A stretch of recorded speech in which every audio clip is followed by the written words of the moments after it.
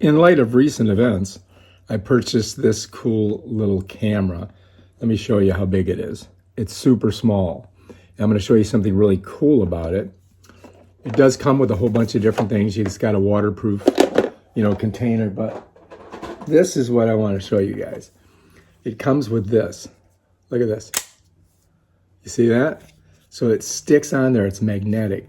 So if I take this, all right, now you can change it too, and the length, and I put it over my head like that, and then I stick it down here. Watch. All right, so there it is. It's down there. Then I got to locate it like that. Bam. And now I'm walking around with my camera. Check it out. Doot, doot. And that's it. That's all you have to do. And it stays right there because it's connected to that magnet. And then when you want to get it off, if you want to do something, you can do that and then put it right back on. Bam. It's so handy the way that works, right? Look at that. All right, so let's say I want to get a picture of something like that. So I get it in really close, and I get the shot that I want, and then when I'm done, I want to keep filming. I just leave it there, and bam, Bob's your uncle. So very, very cool, right?